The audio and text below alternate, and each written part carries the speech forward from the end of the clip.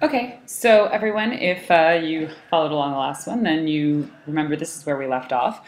So what you can see is what we have here is a JSON object with a very similar structure to the version that we made when we downloaded our CSV file and used Mr. Data Converter, right? Slightly different name, got a couple extra pieces in there, but ultimately the data is an array of arrays, which is the data format that we're already using for our existing chart. So all we're going to do here is make some tweaks to our existing code so that rather than relying on this static file, which we might have to come in and edit by hand and maybe introduce errors to, that we can actually rely directly on this Google Fusion Tables sort of spreadsheet, right? Which by making this special call, we can get whatever the most updated data is, whatever is in there that is current at this moment. So our first way to demo this is so the first thing I'm going to do is I'm just going to take this, right? I'm literally just going to copy this out of my URL bar. This is one of the features of GET requests, which is really nice, is that we can test them out in the browser, make sure they work the way we expect them to before we try to add them to our code in any way, shape, or form. So I'm going to get out of this JSON file. In fact, I'm just going to go ahead and delete it because I do not even need that anymore, which is great.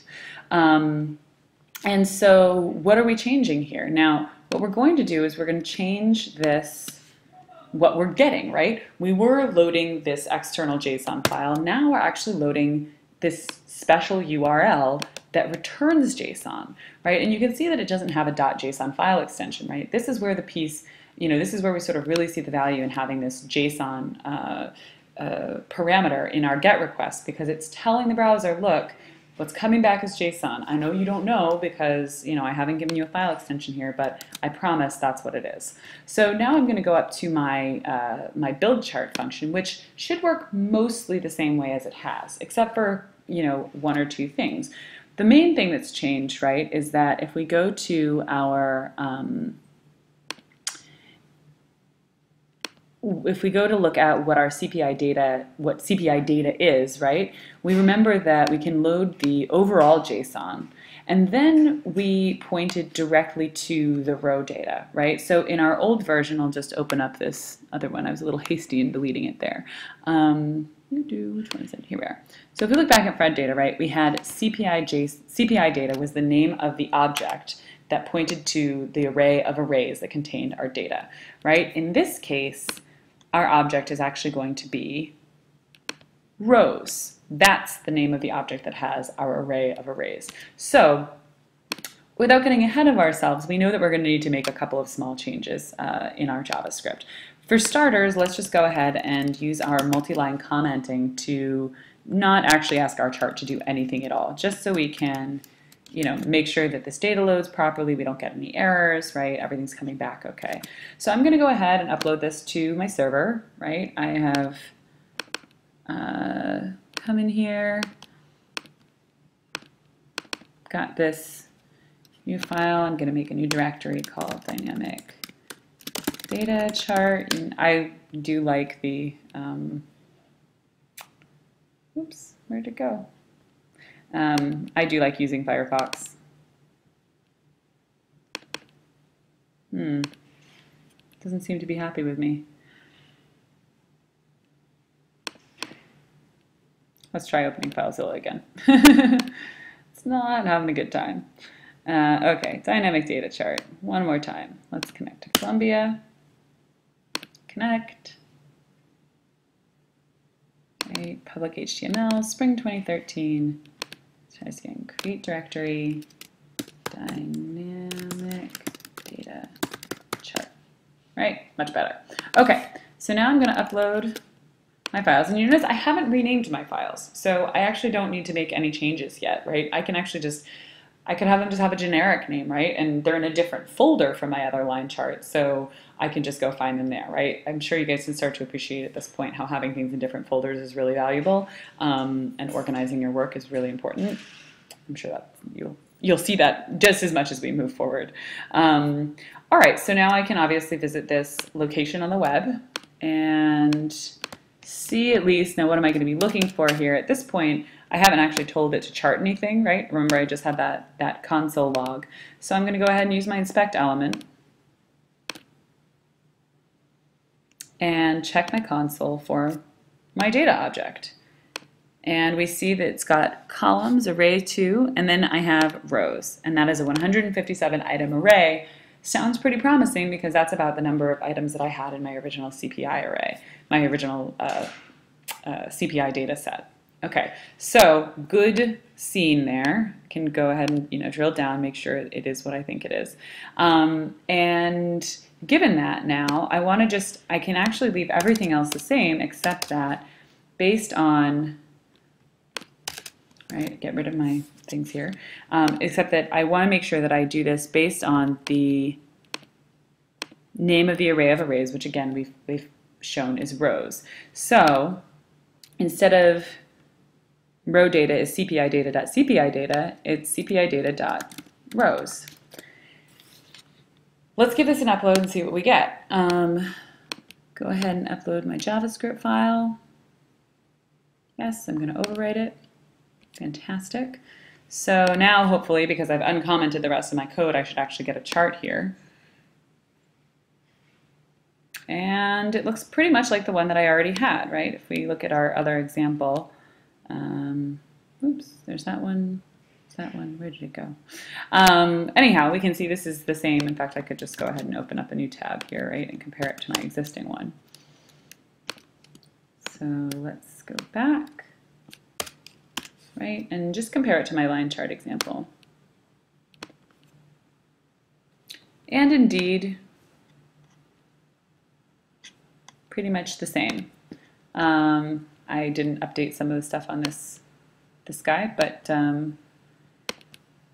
we see how it's going here. So pretty good result just for going basically the sample one. And we see that our final data point here is January 2013, 0101, CPI percentage change, et cetera, et cetera. So now, what's the big benefit to this? Well, the benefit is that it is, I actually don't know what day of the week the CPI data comes out on, but let's say it's a Thursday. It's Thursday, CPI data is coming out at 10 a.m., you are working on another project, you have moved on to make other wonderful, fantastic things, and that data needs to be updated, right? So instead of you having to go and do it, basically, you can have the beat reporter who covers that make the update themselves, right? They get to be independent, you get to be independent. Most importantly, you get an accurate and evergreen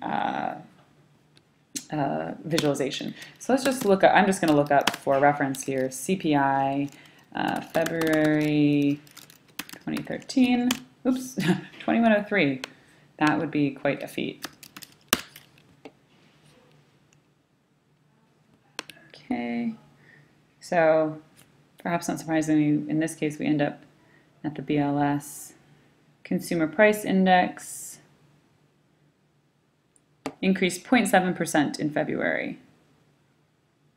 This actually isn't a really efficient way to find this information.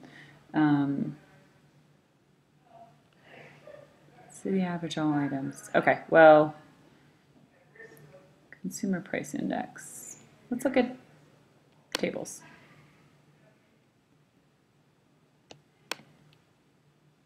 Giant table. Wow, that is a lot. All right. It's a very different, I think it must have been the change in CPI or something. Well, anyhow, this is why I should have documented better where I got my data in the first place. But let's just imagine that we have that the rate now is 3.7651. Right? It seems to have three decimal points. So if I need to update this, I can just go to the Fusion table, right? Go to Edit, add a row. The date, I of course want to keep in the proper format, so it's going to be 2013-02-01, right? Month, year, month, day. You can see from looking at the existing data format, they always pin it to the first of the month. And let's just say that it's 3.761. Okay, hit save. Now, adding information to a Fusion table is a little bit, it's not something you want to do in a huge batch. Although there are other options for doing things like you can import more rows. So if you had another CSV, let's say there was a gap, and all of a sudden you need to add 10 rows, you could import them from a different, from a new CSV and just append them to the end of the spreadsheet. But the real test is going to be here, Now it's possible we may see some caching with this, but hopefully when we reload this, we see, ta-da, our most recent data point is now that February 2013 data point.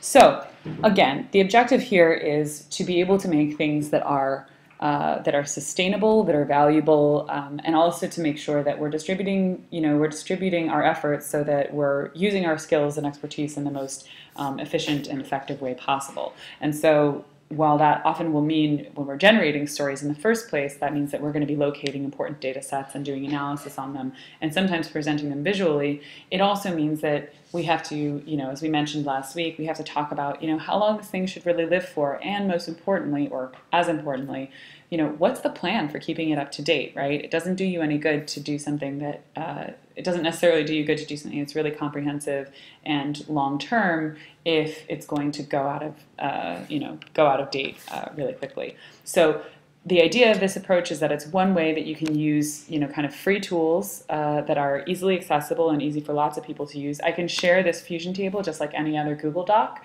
so I can give other people the opportunity to edit it, to add data, to delete data. There are lots of other things that I can do here in terms of, I can actually annotate these data cells. Oh, that's actually editing the row. They may have actually gotten rid of the annotation tool because it's possible that I was the only one who cared about it. But I thought it was really awesome.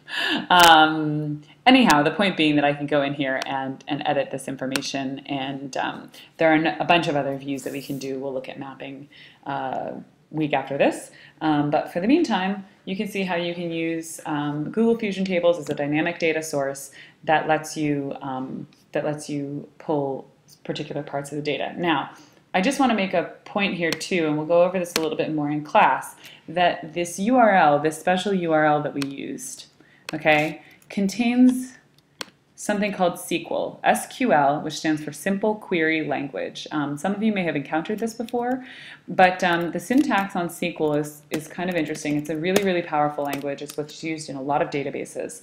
And what we've done here is we said select, and that asterisk in this context means everything. Select everything from this table. We will look at resources for making more sophisticated SQL query selections in the next video, but basically what it lets you do is also have a larger data set from which you look at only smaller pieces or pieces of the data that meet certain criteria, which means that you have the ability to generate multiple visualizations off of the same data set without having to duplicate it or host static files. So I'll see you in another minute, and we'll look at a little bit of simple SQL syntax. That's a tongue twister for you. See you in a minute.